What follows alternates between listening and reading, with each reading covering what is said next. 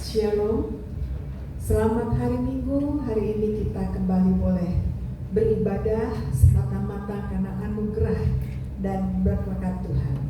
Mari kita mulai ibadah kita, bangkit berdiri dengan menaikkan pujian. Bapa surgawi, ajarku mengenal betapa dalamnya kasih.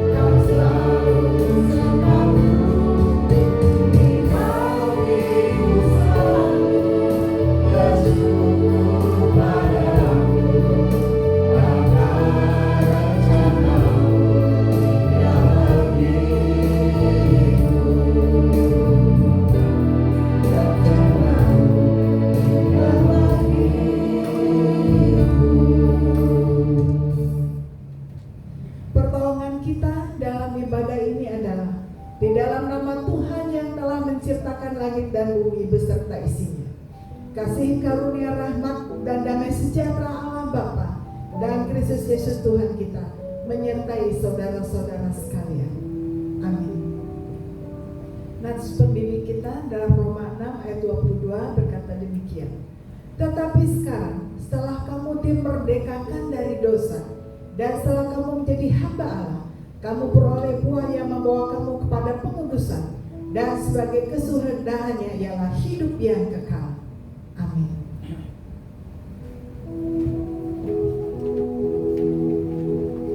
Silakan duduk Bapak Ibu. Shalom. Shalom. Puji nama Tuhan, hari ini kita boleh kembali bersama-sama datang ke tempat ini untuk memuji dan membesarkan nama Tuhan. Kita bersyukur buat berkat-berkat Tuhan yang diberikan bagi kita di hari-hari yang kita lalui. Kita mau bersyukur kepada Tuhan karena kebaikannya dalam hidup kita.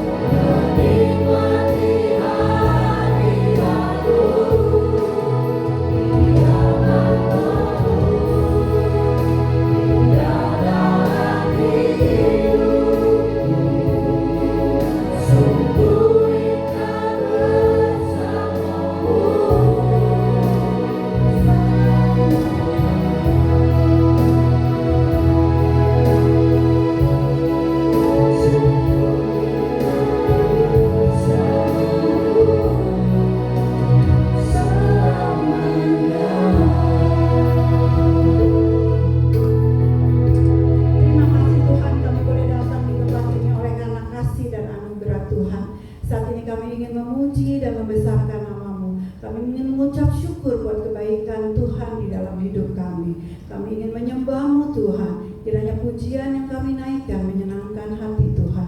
Di dalam nama Tuhan Yesus Kristus. Haleluya. Amin. Puji Tuhan, hari ini kita boleh bersama-sama mengucap syukur dan kita mau bergembira untuk kebaikan Tuhan di dalam hidup kita saat ini dan di hari-hari yang telah kita lalui. Mari kita mengucap syukur karena Tuhan baik buat kita.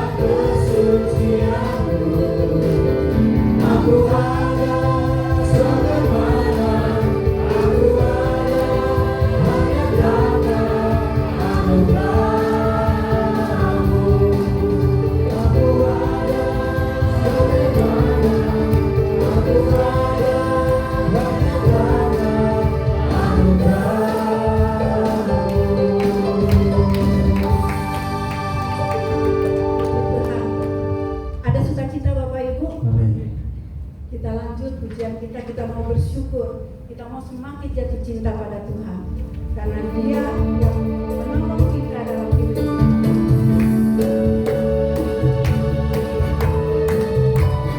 Jatuh cinta padanya makin dalam dan dalam lagi.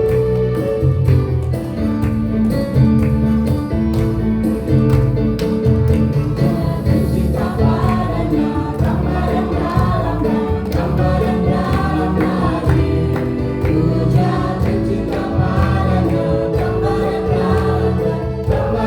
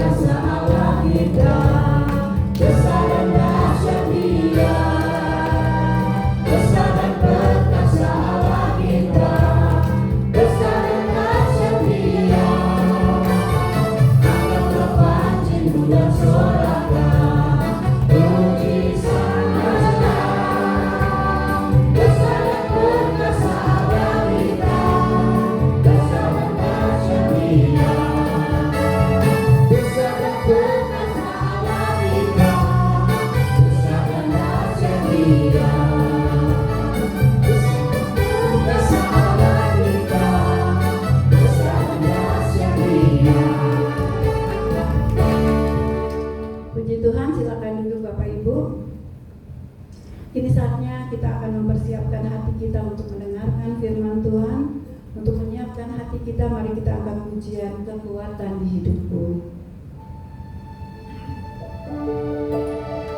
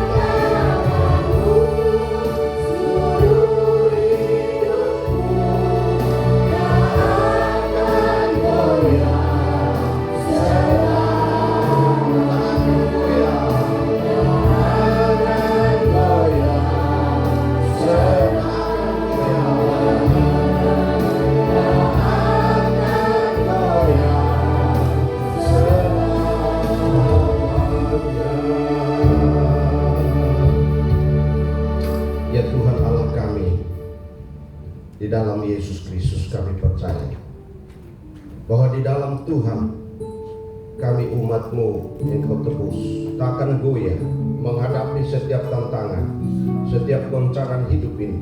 Kami percaya sebab Allah yang kami sembah, Allah yang senantiasa membela kami, menolong kami, menopang kami, bahkan menyelamatkan kami apabila bahaya itu mendekati kami. Tuhan, terima kasih untuk pagi hari ini. Kami boleh menyenangkan Tuhan dengan pujian. Kami percaya Tuhan pasti memberkati kami dengan firman-Mu. Kami masuk diberkati, keluar diberkati melalui firman Tuhan. Tuhan, hamba berdoa agar kami semua yang dalam ruangan ini dan yang mengikuti melalui ibadah online, tak ada seorang pun terlewatkan melalui firman Tuhan. Terima kasih ya Tuhan, terima kasih. Kami berdoa, kami menyerahkan pemberitaan firman Tuhan. Tuhan mengurapi firman-Mu, Tuhan mengurapi hamba-Mu untuk menyampaikan firman yang berkuasa, menolong, mengingatkan, menguatkan kami, bahkan meneguhkan iman kami. Terima kasih Tuhan. Kami tolak setiap roh yang tidak berkenan yang merampas firman itu, kami tolak dalam nama Tuhan Yesus.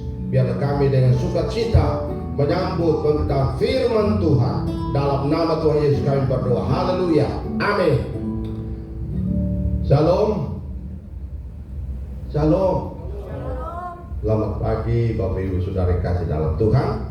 Baik, kita akan masuk di dalam pembacaan firman Tuhan pagi ini yang terambil dari Filipi pasal yang pertama ayat 27 sampai dengan ayat yang ke-30 dengan tema yang kita akan bahas bersama-sama adalah tetap berjuang dan terus berjuang. Kita ingat minggu lalu Ibu Indra berkhotbah 3 poin tentang kemerdekaan. Masih berjuang, tetap berjuang, dan terus berjuang. Masih ingat ya? Hari ini kita bahas tentang tetap berjuang dan terus berjuang. Filipi pasal yang pertama ayat 27 sampai dengan ayat yang ke-30. Saya membaca dan jemaat menyimak firman Tuhan. Firman Tuhan mengatakan demikian. Hanya hendaklah hidupmu berpadanan dengan Injil Kristus, supaya apabila aku datang aku melihat, dan apabila aku tidak datang aku mendengar, bahwa kamu teguh berdiri dalam satu roh, dan sehati sejiwa berjuang untuk iman yang timbul dari berita Injil, dengan tiada digentarkan sedikit pun oleh lawanmu. Bagi mereka semuanya itu adalah tanda kebinasaan, tetapi bagi kamu tanda keselamatan, dan itu datangnya dari Allah.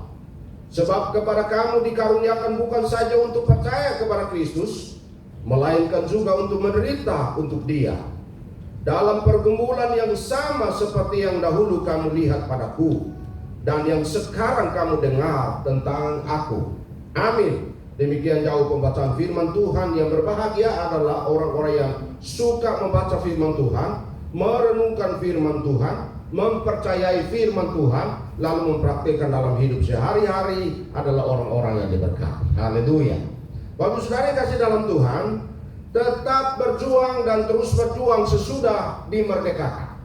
Seperti negeri kita Indonesia sudah merdeka. Beberapa hari lagi merayakan ulang tahun yang ke-79. Tetapi sampai hari ini masih berjuang. Tetap berjuang dan akan terus berjuang sampai Tuhan Yesus datang kembali. Jadi iman Kristen juga seperti itu. Dengan demikian maka kita belajar dari seorang hamba Tuhan, yaitu Rasul Paulus. Rasul Paulus ini adalah seorang hamba Tuhan atau seorang rasul yang dipanggil secara khusus oleh Tuhan dan dibebaskan oleh Tuhan, dimerdekakan oleh Tuhan di dalam kesombongannya, dalam kehidupan sebagai orang Farisi, seorang ahli Taurat yang begitu angkuh oleh karena kehidupan rohaninya yang merasa dia lebih hebat dari siapapun. Dia ahli Taurat yang menghafal semua hukum-hukum yang berhubungan dengan aturan, yaitu hukum Taurat. Orang ini luar biasa. Tetapi sesudah dia dimenangkan, dimerdekakan oleh Kristus, maka dia mengalami banyak sekali pergumulan, banyak sekali perjuangan. Sesudah ia dimerdekakan, maka dia mengalami banyak sekali sekali tekanan, bahkan mengalami banyak sekali pergumulan persoalan, baik untuk menghadapi kematian, sakit, penyakit, dan bermacam-macam. Tetapi kita lihat di sini Bapak Ibu Saudara bahwa hari ini Paulus memberikan kita nasihat oleh firman Tuhan kepada jemaat di Filipi dan juga kepada kita, bagaimana kita menjadi orang percaya yang sudah dimerdekakan. Diberikan beberapa nasihat bagi kita. Jadi Paulus di dalam penjara ditulis surat ini. Surat Filipi ditulis di dalam penjara di Roma. Dia di penjara oleh karena apa? Dia dipenjara oleh karena Injil. Dipenjara oleh karena kabar baik. Dipenjara oleh karena dia tetap mempertahankan imannya untuk beritakan Injil. Dipenjara oleh karena apa? Dia membela kebenaran. Dipenjara oleh karena dia memberitakan Injil, kabar baik untuk menyelamatkan banyak orang. Nah, lewat pemberitaan Injil ada banyak orang diselamatkan. Itu sebabnya banyak musuh, banyak orang yang tidak suka, maka dia difitnah, lalu kemudian dia dipenjarakan. Jadi Bapak Ibu Saudara, kita lihat sini ada nasihat-nasihat dari Rasul Paulus kepada jemaat.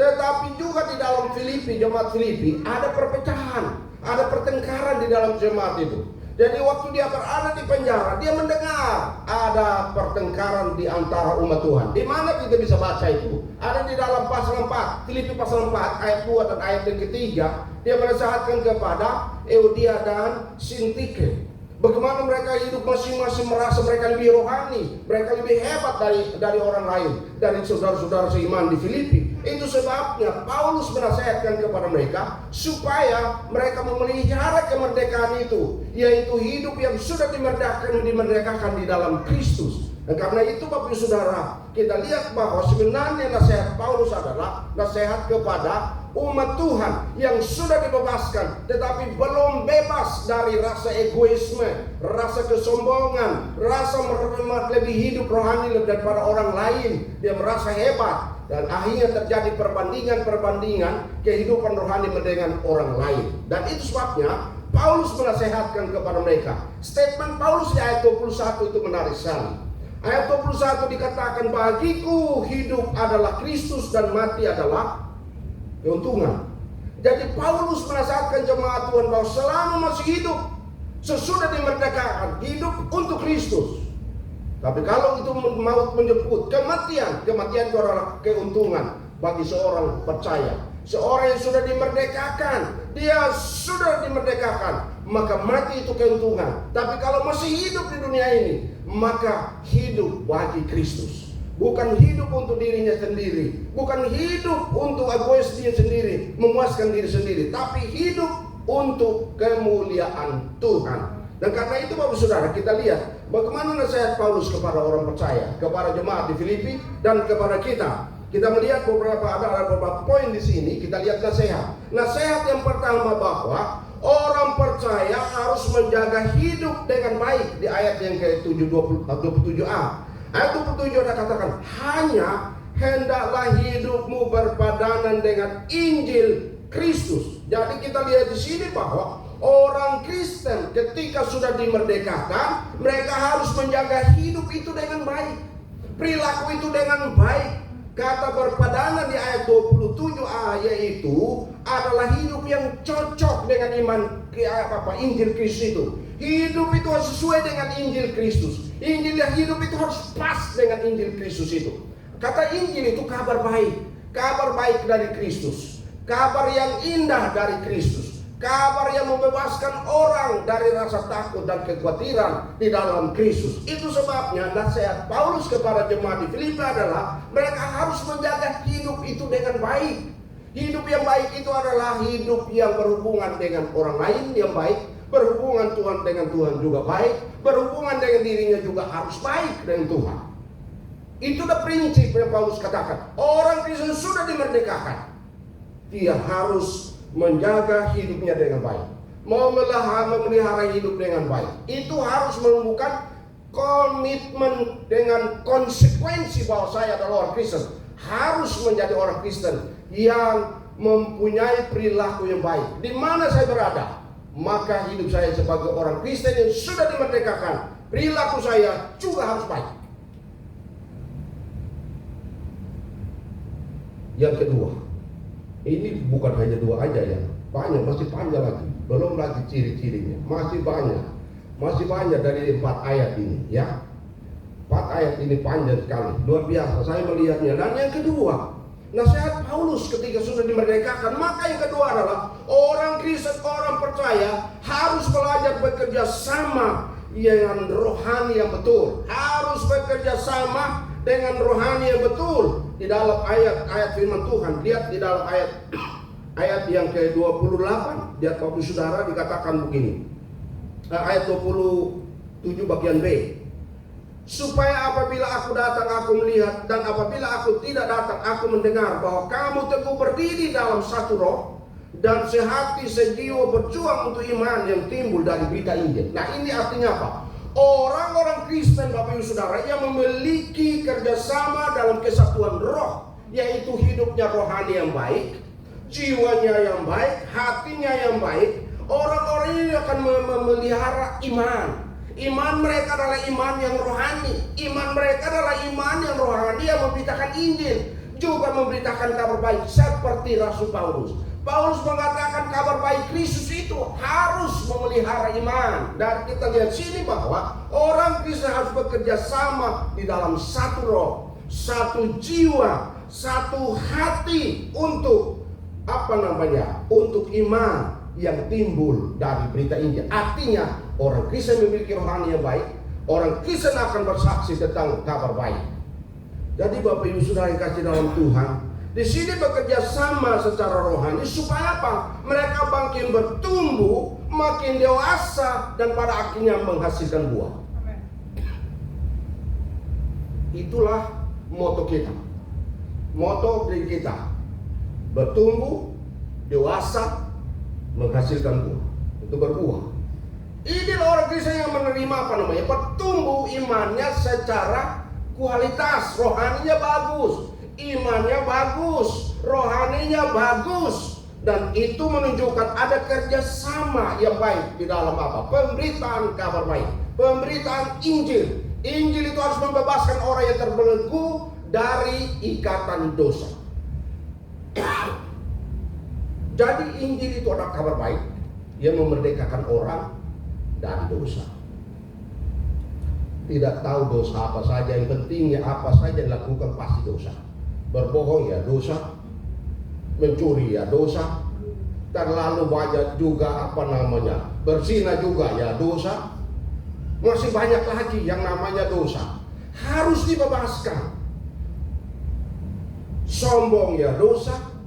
Sombong itu penting atau tidak?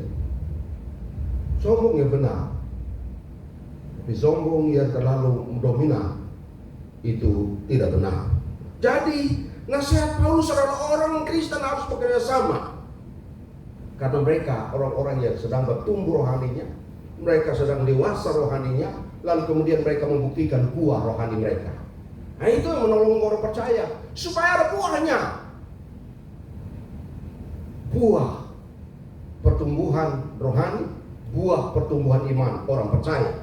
Yang ketiga, nasihat Paulus ayat 28. Nasihatnya bahwa orang percaya harus berani menyatakan imannya. Ayat 28, kalau sudah perhatikan. Dengan tiada digentarkan sedikit pun oleh lawanmu. Bagi mereka semuanya itu adalah tanda kebinasaan. Jadi orang yang belum dimerdekakan, kebinasaan. Lalu kemudian, tetapi bagi kamu tanda keselamatan, dan itu datangnya dari Allah. Jadi bagi orang percaya yang bekerja sama, bertumbuh secara rohani, dewasa dan menghasilkan buah, itu tanda orang ini sudah diselamatkan, orang ini sudah dibebaskan. Jadi tidak akan takut bersaksi tentang imannya, tidak akan takut bersaksi bahwa dia hidup bersama dengan Tuhan. Perlu orang lain harus menjadi diselamatkan juga, dibebaskan, dimerdekakan di dalam Tuhan. Bagi kita yang sudah merdekakan, itu tanda keselamatan, yaitu orang yang bersaksi, membawa jiwa, mempersembahkan jiwa bagi kemuliaan Tuhan. Tetapi orang yang takut, orang yang masih bimbang, orang yang masih ragu-ragu, tanda kebinasaan, dan mereka perlu dibebaskan. Karena itu Bapak Ibu Saudara yang kasih dalam Tuhan, Paulus mengatakan bahwa Orang Kristen, orang percaya harus berani menyatakan imannya. Sebab apa? Sebab tanda keselamatan orang percaya. Mengapa demikian? Karena iman orang Kristen adalah iman peperangan. Iman orang Kristen, iman pertempuran. Nggak ada orang Kristen yang imannya bebas-bebas saja. Tidak. Iman orang Kristen, nanti kita lanjutkan. Orang Kristen imannya adalah peperangan. Peperangan supaya dia makin bertumbuh. Peperangan supaya makin dewasa. Peperangan supaya dia berbuah. Itu iman orang Kristen. Makanya Bapak Saudara, kita akan lihat bagaimana Paulus mengatakannya di ayat 29. Ayat 29 itu luar biasa sekali. Orang Kristen harus membuktikan iman bahwa mereka sudah diselamatkan. Jadi orang Kristen berani menyatakan iman, sebab iman adalah tanda keselamatan orang percaya. Iman orang Kristen adalah iman peperangan. Iman yang kuat di dalam pertempuran. Harus kuat. Itu iman. Kalau tidak ada peperangan, tidak ada persiapan, tidak ada peperangan, tidak ada berjaga-jaga. Iran yang sedang mengancam Israel itu berjaga-jaga 24 jam sekarang. Luar biasa. Jadi rupanya tantangan-tantangan itu adalah tantangan iman yang berhubungan dengan peperangan rohani. Jadi peperangan iman itu ada peperangan rohani. Juga ada peperangan yang berhubungan dengan peperangan jasmani. Peperangan iman adalah tanda orang itu diselamatkan. Maka ada tantangan. Luar biasa Bapak Saudara. Ayat 29 bilang apa? Lihat di situ. Sebab kepada kamu dikaruniakan bukan saja untuk percaya kepada Kristus, tetapi atau melainkan juga untuk menderita untuk Dia. Kamu dikaruniakan karunia penderitaan. Waktu saya belajar ini ditekankan ulang-ulang. Setiap orang yang sudah diselamatkan ada karunia yang namanya karunia penderitaan. Sebab apa? Yang namanya karunia penderitaan itu adalah untuk menguatkan iman mereka. Bahwa iman mereka dalam penderitaan adalah peperangan dan perjuangan. Jadi tidak ada iman yang tidur terlalu banyak. Tidak ada iman yang terlalu banyak lihat TikTok. Tidak ada iman yang banyak ngomongin bermain-main dengan terlalu banyak buang waktu tidak baca firman Tuhan. Iman orang percaya, iman peperangan. Hidup dengan firman Tuhan. Nanti saya baca di Facebook, kita mendapatkan bagaimana iman itu luar biasa, saudara. Paulus menasihatkan orang percaya bahwa orang percaya bukan saja untuk percaya karuniakan, tetapi karuniakan penderitaan. Luar biasa, karunia penderitaan. Bukan karunia yang takut-takut Bapak Saudara penderitaan. Bukan dengan harus menghindari penderitaan, tapi harus melewati penderitaan. Itu iman. Sebab apa? Bapak Ibu Saudara lihat di sini. Orang percaya menerima karunia penderitaan sebab karunia penderitaan membuat orang Kristen itu bersatu. Karunia penderitaan membuat orang Kristen itu akan tetap bersatu. Untuk apa? Untuk mengharap Tuhan. Kita ingat orang-orang Kristen ketika mereka berada dalam tekanan. Kita ingat Yohanes yang itu di penjara. Jemaat berkumpul dan berdoa sepanjang malam. Akhirnya mereka dikeluarkan. Petrus di penjara. Mereka malam itu jemaat bersatu kemudian berdoa bersama-sama. Kepada akhirnya mereka dikeluarkan. Jadi rupanya Bapak Ibu Saudara, kita lihat sebuah iman, ya, karunia penderitaan orang percaya itu membuat orang percaya, orang Kristen harus bersatu. Tekanan-tekanan, penderitaan, kesulitan yang kita alami perlu ada kesatuan. Jemaat kita harus mengalami baik pergumulan. Jemaat harus bersatu Bapak Ibu Saudara untuk tetap di dalam pergumulan yang sama. Iman Kristen adalah iman yang membuat kita, iman dalam penderitaan membuat kita bersatu. Lihat Bapak Saudara, di mana-mana di seluruh dunia, ya seluruh dunia kita dengar bagaimana pengalihan terhadap orang Kristen. kesulitan mendapatkan tempat ibadah. Begitu banyak, tapi apakah kita mengeluh kepada orang lain? Tidak. Bersatu dan berdoa, Tuhan buka jalan. Luar biasa Bapak Saudara. Lalu kemudian Bapak Saudara, karunia penderitaan bukan saja membuat orang Kristen bersatu, tetapi karunia penderitaan merupakan latihan iman untuk bertahan di dalam penderitaan. Jadi orang yang sudah dimerdekakan, maka karunia penderitaan merupakan latihan iman yang terus menerus untuk bertahan dan mempertahankan imannya. Jadi Bapak Ibu Saudara, rupanya pergumulan-pergumulan itu adalah karunia supaya kita tetap bertahan dalam penderitaan. Bukan berarti kita melarikan diri dari kesulitan-kesulitan. Seharusnya kesulitan semakin melatih iman kita dan mengenalkan Tuhan. Ketika saya kuliah di Jogja, datang pertama kali Bapak Saudara, syarat untuk lulus saja ada 3 S: sarjana, suci, setia. Salah satu S ini tidak lulus atau tidak berhasil, maka tidak akan diluluskan. Sarjana, dia akademik, knowledge-nya harus baik, kepintarannya harus rohani. Ada banyak orang yang pintar tapi mencelakakan banyak orang. Ya, dia itu ahli-ahli nuklir. Mereka pintar berkumpul menciptakan bom, dan akhirnya bom diletakkan di mana-mana, akhirnya meledakkan banyak orang. Granat di mana-mana diciptakan, pada akhirnya meledakkan banyak masalah. Tapi Saudara, ketika kami diajar tentang yang namanya sarjana, itu berarti sarjana itu ilmu itu harus rohani, supaya menyampaikan kepada orang lain, orang merasakan kehidupan rohani secara intelektual. Seorang sarjana, ilmu itu harus bersifat rohani didapatkan. Lalu kemudian sarjana yang kedua, suci. Mau pintar bagaimanapun, kalau tidak suci tidak akan lulus. Harus sarjana itu harus suci, tidak macam-macam.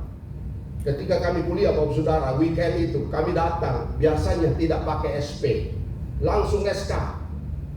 Kalau ada sesuatu pelanggaran terhadap aturan sekolah, maka ketika pulang di asrama, lemari teman tidak ada di situ, kita sudah tahu itu pasti sudah SK. Tidak ada SP. Kalau sekarang kan kalau kita berdua SP1, SP2, SP3 baru. Tidak, waktu kami kuliah tidak ada SP1, 2, 3, langsung dikeluarkan SK langsung. Jadi kami pulang weekend selalu di asrama perhatikan lemari teman-teman. Kalau lemari sudah kosong, berarti kemarin hari Sabtu itu dia sudah angkut ke penyebaran. Karena kita pulang harus hari Senin.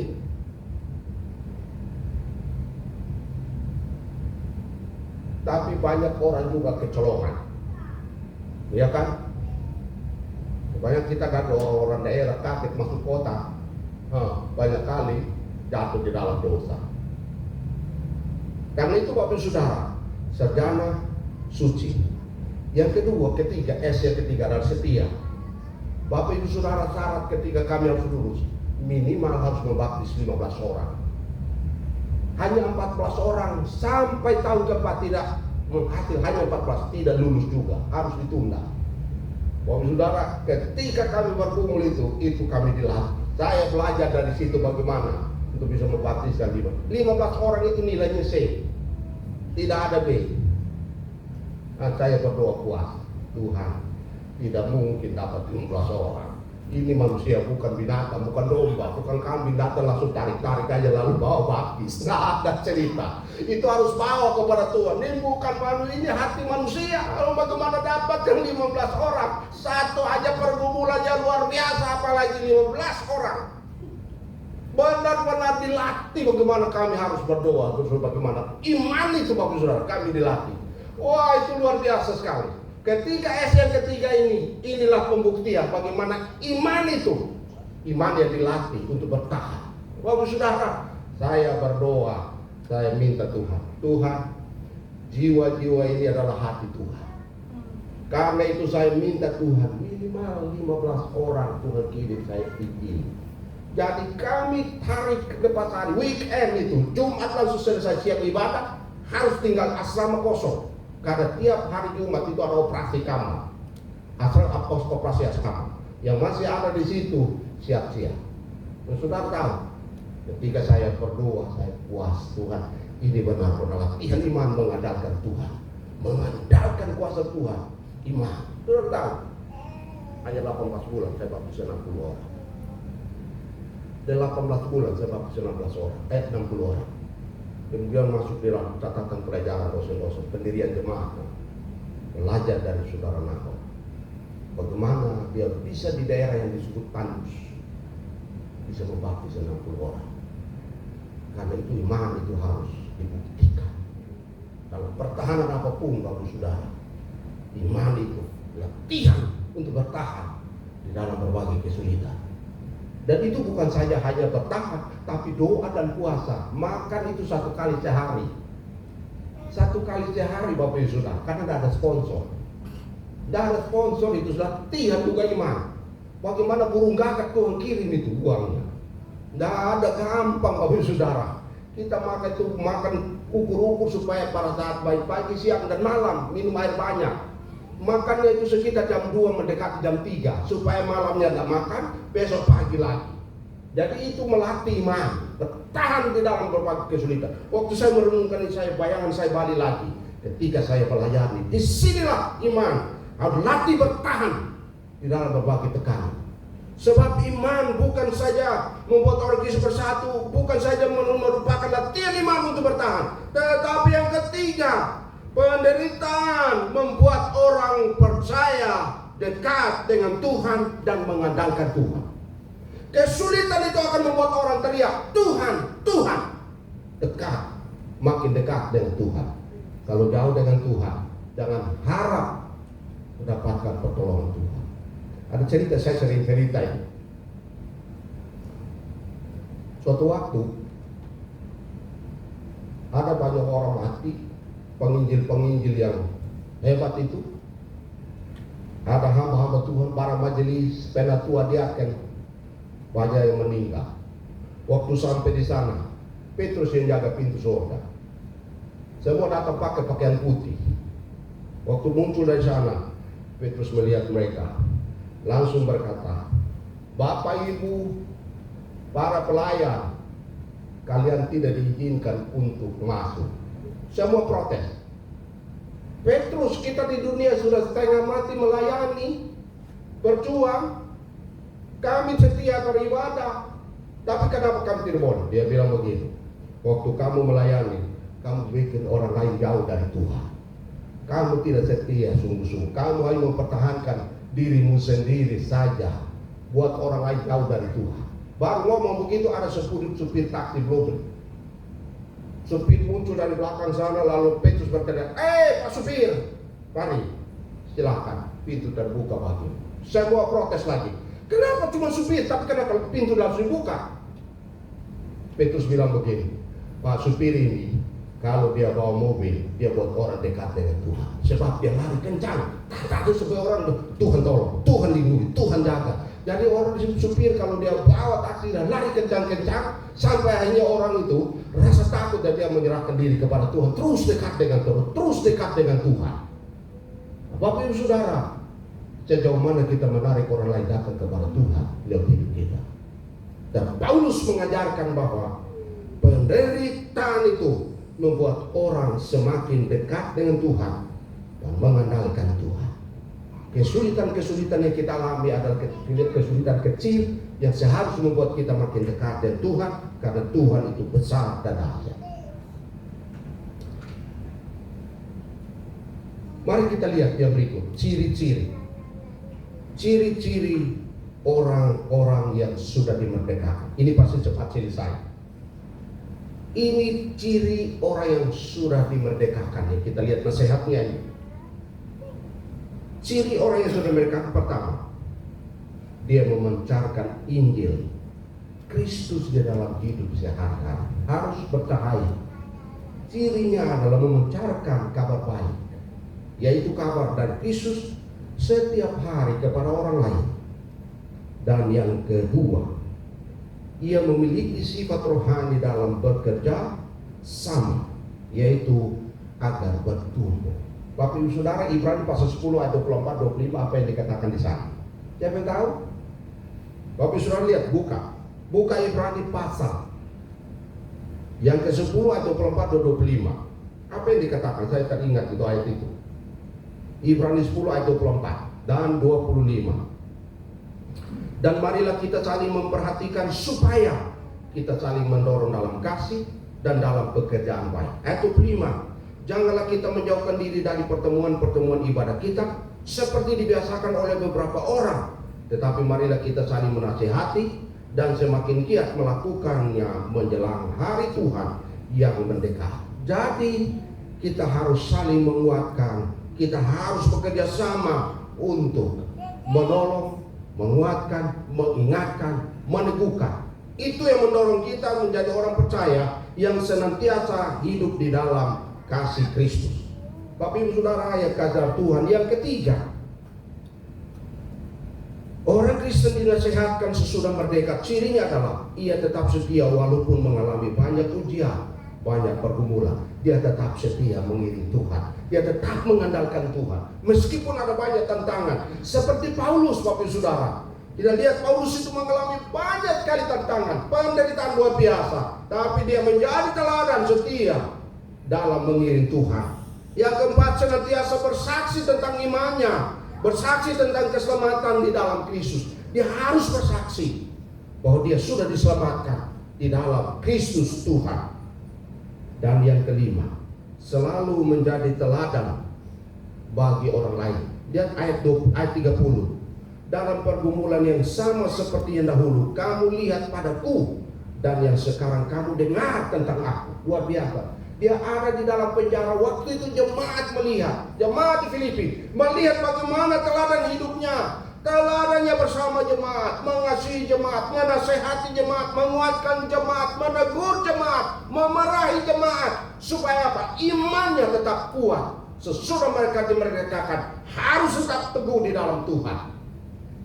Karena itu Bapak Ibu Saudara, ketika seseorang yang sudah dimerdekakan, maka orang-orang ini adalah orang yang berjuang. Ada satu teman mengirimkan saya di Facebook, Bapak Saudara. Saya baca, dengar baik-baik ini. Sebagai kesimpulan kita untuk belajar, ada 3 cerita untuk bisa diperhatikan. 1. Nokia menolak Android. 3. Yahoo menolak Google. 3. Kodak menolak kamera digital. Apa yang bisa dipelajari dari 3 poin ini? Ambillah kesempatan. Sudah harus lihat. Yang ketiga, rangkulah perubahan. Harus belajar. Suatu ada perubahan yang baik, rangkul. Pelajaran yang ketiga, jika Anda menolak untuk berubah seiring dengan waktu, Anda akan menjadi usah. Harus ada perubahan, harus ikut belajar. Kalau kita tetap sama saja, kita akan menjadi usah, ketinggalan. Ada 2 cerita lagi. 2 cerita. Facebook mengambil alih WhatsApp dan Instagram. Grab mengambil alih Uber di Asia Tenggara. Pelajaran hari ini kita belajar. Menjadi begitu kuat. Pelajaran yang pertama, menjadi begitu kuat sehingga pesaing Anda menjadi sekutu Anda. Harus kita kuat sehingga orang-orang lemah akan menjadi persekutuan kita bersama-sama. Yang kedua, pelajaran ini harus mencapai puncak dan menghilangkan petisi yang tidak sehat. Yang ketiga, harus terus berinovasi. Harus berinovasi. Jangan terus begitu saja, harus terus berinovasi. Sesuatu yang harus muncul. Kita bisa hidup di ketinggalan, kita usah. Ada 2 cerita lagi. Saya mau bawa supaya belajar tadi bagaimana kita hidup sebagai orang percaya. Ada 2 cerita. Kolonel Sanders adalah pendiri KFC pada waktu dia berusia 65 tahun. Jack Ma adalah orang yang tidak bisa mendapatkan pekerjaan di KFC. Lalu kemudian dia mendirikan perusahaan namanya Alibaba dan pensiun pada usia 55 tahun. Siapa yang tidak kenal Jack Ma? Dan siapa tidak pernah makan KFC? Pasti kita pernah makan. Orang-orang ini adalah orang-orang pejuang yang berhasil di usia-usia tertentu. Kita ingat, Sanders itu dia dari rumah ke rumah menawarkan bumbu-bumbu itu berapa kali ditolak? 1000 lebih kali dia ditolak. Tapi pada akhirnya dia bisa menghasilkan yang namanya KFC yang kita makan ini, tambah dengan Pepsi, tambah Coca-Cola, tambah Sprite, makan enak. Sesudah itu perut kembung, kita tambah makmur saja. Haleluya. Pelajaran dari kedua orang itu. Pelajarannya adalah umur hanyalah sebuah angka. Hanya mereka yang terus berusaha yang akan berhasil. Dan yang terakhir, tidak kalah pentingnya yang terakhir ini, Lamborghini didirikan sebagai hasil balas dendam dari produsen traktor yang dihina oleh pendiri Ferrari yang bernama Enzo Ferrari. Jadi Lamborghini itu muncul menjadi kendaraan yang top sebagai balas dendam karena ia ditolak oleh produser pendiri Ferrari. Karena itu Bapak Saudara, pelajaran, jangan pernah meremehkan siapapun dalam hidup ini. Harus ada kerjasama. Jangan pernah menyerah apabila menghadapi berbagai tekanan. Harus maju, karena kita orang yang merdeka, kita punya jalan bersama dengan Tuhan. Maka selalu ada saja pertolongan Tuhan. Kita yang sudah merdeka, pasti ada pembelaan dari Tuhan yang agung itu. Dia pasti menyertai kita, sehingga apapun yang kita lakukan pasti berhasil. Karena sudah dimerdekakan di dalam Yesus yang disebut keselamatan kekal di dalam Tuhan Yesus Kristus. Amin. Mari kita tundukkan kepala dan kita berdoa. Kita ingat firman Tuhan. Bapa, terima kasih untuk firman-Mu. Nasihat hamba-Mu beberapa ribu tahun lalu, Rasul Paulus kepada umat Tuhan jemaat di Filipi, dan kepada kami pagi hari ini. Kami bangga karena kami punya Tuhan yang sudah menyelamatkan kami, mengaruniakan karunia penderitaan, sudah dimerdekakan. Namun iman yang sudah dimerdekakan di dalam Kristus adalah iman dalam peperangan, iman yang terus dilatih untuk dekat dengan Tuhan. Terima kasih untuk firman-Mu. Biarlah firman ini akan menguatkan, menolong kami dan memberkati kami semua. Pulang di tempat ini, kami akan menjadi orang-orang yang perkasa di dalam mengiringi Tuhan. Tetap hidup meskipun ada banyak kesulitan, pergumulan, penderitaan, tidak akan menjauhkan kami dari Tuhan. Terima kasih Tuhan. Dalam nama Tuhan Yesus kami berdoa, kami berucap syukur kepada Bapa di surga. Haleluya. Amin. Baik, saya kembalikan kepada Puji Tuhan, terima kasih kepada Bapak Pendeta Nahor untuk firman yang telah diberitakan kepada kita. Kini saatnya kita akan memberikan persembahan. Sebelumnya kita akan membacakan sebelumnya dari 1 Tawari 16 ayat 29. Berilah kepada Tuhan kemuliaan namanya, bawalah persembahan dan masuklah menghadap Dia, sujudlah menyembah kepada Tuhan dengan berhiaskan kekudusan. Sebelumnya kita berdoa dulu. Bapa yang di surga, kami mengucap syukur dan berterima kasih Tuhan buat kasih karunia Tuhan di dalam hidup kami, buat berkat-berkat Tuhan yang Tuhan curahkan atas hidup kami hari lepas hari. Kami juga mengucap syukur buat firman yang telah kami terima Tuhan. Kiranya firman yang telah kami dengar boleh tertanam di dalam hati kami, bahkan dapat kami terapkan dalam kehidupan kami hari lepas hari. Saat ini Tuhan, kami juga mau belajar memberi yang terbaik untuk Tuhan. Kiranya persembahan yang kami bawa saat ini Tuhan dapat berguna bagi pelayanan-Mu khususnya di tempat ini. Kami menyerahkan semuanya ke dalam tangan Tuhan.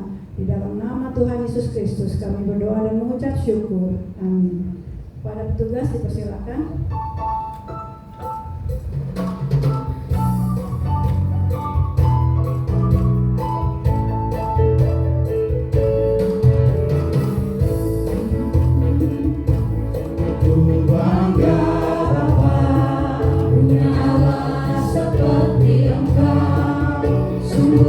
Bangga Yesus atas segala pengorbanan.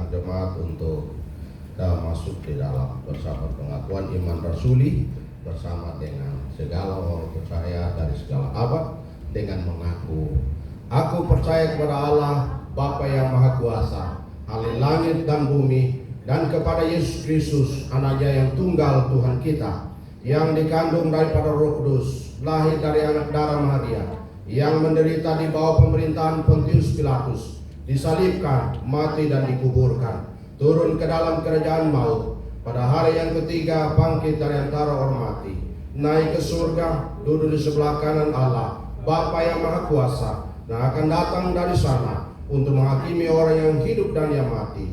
Aku percaya kepada Roh Kudus, gereja yang kudus dan am, persekutuan orang kudus, pengampunan dosa, kebangkitan orang mati, dan hidup yang kekal. Amin. Mari kita masuk di dalam doa. Bapa kami di surga, kami mengucap syukur pada pagi hari ini. Kami sudah melakukan ibadah sampai pertengahan saat ini. Menjelang akhir ibadah ini Tuhan, kami datang kepadamu mengucap syukur karena Tuhan sudah memelihara kami 1 minggu lama. Terima kasih ya Tuhan, bahwa kesehatan, keselamatan, kuatan dari Tuhan bagi kami, sehingga kami belum melewati minggu yang lalu. Dan hari ini kami datang sebagai tanda kami menaikkan segala ucapan syukur kami. Tuhan, berkat-Mu atas kami melimpah ya Tuhan. Dan kami akan memasuki minggu yang akan datang, minggu yang penuh rahasia bagi kami. Tetapi bagi Tuhan tidak ada yang rahasia. Terima kasih Tuhan, terima kasih. Kami menopang ya Tuhan seluruh jemaat Tuhan yang hadir pada pagi hari ini, baik di dalam ruangan ini maupun melalui ibadah online. Tuhan memberkati umat-Mu, Tuhan melindungi umat-Mu. Yang sakit Tuhan tilik dan Tuhan sembuhkan, yang lemah Tuhan kuatkan. Tuhan kami berdoa, yang mengalami pergumulan Tuhan tilik, Tuhan berikan jalan keluar ya Tuhan. Berikan pertolongan bagi mereka ya Tuhan. Terima kasih Bapa, terima kasih. Kami juga berdoa, kami menyerahkan ya Tuhan anak-anak kami yang baik minggu-minggu ini akan memasuki perkuliahan maupun pelajaran-pelajaran. Anak-anak kami diberkati secara khusus, diberikan kesehatan Tuhan, diberikan kepintaran Tuhan. Tolong anak-anak kami yang bekerja diberkati oleh Tuhan, rumah tangga diberkati oleh Tuhan, masa depan diberkati oleh Tuhan. Terima kasih Bapa di surga, terima kasih. Kami terus menopang jemaat kami di dalam nama Tuhan Yesus. Jemaat ini akan terus bertumbuh makin kuat di dalam Tuhan, menghasilkan banyak buah, yaitu jiwa-jiwa baru bagi kemuliaan Tuhan kami Yesus Kristus. Terima kasih Tuhan. Hamba berdoa untuk tim yang melayani hari ini, Tuhan memberkati secara pribadi, keluarga, Tuhan memberkati. Terima kasih Tuhan, terima kasih. Kami berdoa, kami mengucap syukur. Kami ada di Indonesia. Kami berdoa Tuhan, untuk upacara tanggal 17 Agustus yang akan datang, merayakan 79 tahun Indonesia merdeka. Kami berdoa supaya semuanya berjalan aman dalam perlindungan Tuhan. Ada kerjasama ya Tuhan antara TNI dan Polri, sehingga negeri kami terus berada dalam kontrol keamanan Tuhan. Kami berdoa, menyerahkan pemerintahan yang ada ya Tuhan, baik dari pusat sampai ke daerah-daerah. Tuhan tetap menyertai mereka. Setiap keputusan, biar keputusan itu berasal dari Tuhan untuk kesejahteraan, kemakmuran rakyat kami Indonesia. Kami berdoa untuk gereja-gereja Tuhan yang sedang melayani hari ini, beribadah, hamba-hamba Tuhan yang sedang beribadah dan menyampaikan firman Tuhan. Urapi mereka sehingga firman ini disampaikan. Ada banyak orang yang diselamatkan, banyak orang yang ditolong, banyak orang dikuatkan, banyak orang yang diteguhkan imannya. Terima kasih Bapa, terima kasih. Kami berdoa, kami menyerahkan setiap ibadah-ibadah hari ini. Kami menyerahkan sinode kami, Gereja Sahabat Indonesia, yang sedang melakukan ibadah hari ini. Tuhan memberkati. Baik di kota-kota, daerah-daerah, di pelosok-pelosok, Tuhan menyertai, memberkati umat-Mu. Hamba-hamba Allah menyampaikan firman Tuhan. Ada banyak jiwa diselamatkan, dikuatkan. Terima kasih Bapa, terima kasih. Kami berdoa, kami menyerahkan doa syafaat kami di dalam nama Tuhan Yesus yang sudah mengajar kami berdoa bersama. Bapa kami yang di sorga, dikuduskanlah nama-Mu, datanglah kerajaan-Mu, jadilah kehendak-Mu di bumi seperti di sorga. Berikanlah kami pada hari ini makanan kami yang cukupnya, dan ampunilah akan kesalahan kami, seperti kami juga mengampuni orang yang bersalah kepada kami. Dan janganlah membawa kami ke dalam pencobaan, tetapi lepaskanlah kami daripada yang jahat. Karena Engkaulah yang punya kerajaan dan kuasa dan kemuliaan sampai selama-lamanya. Amin. Kita naikkan pujian penutup kita.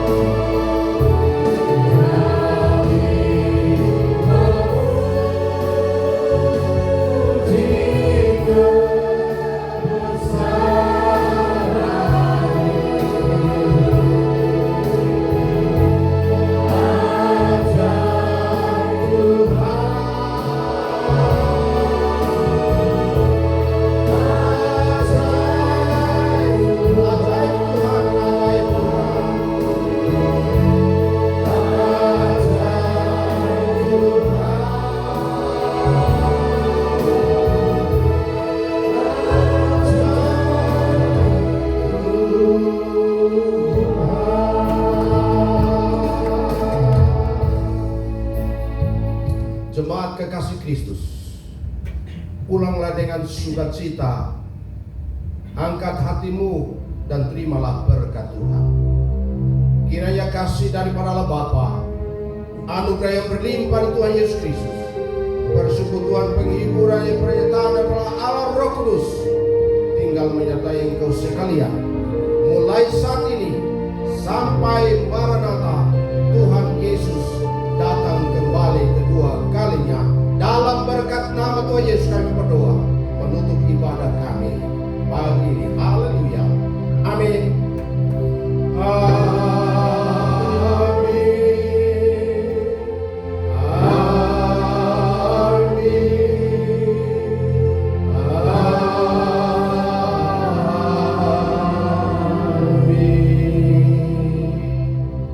Saat teduh sejenak.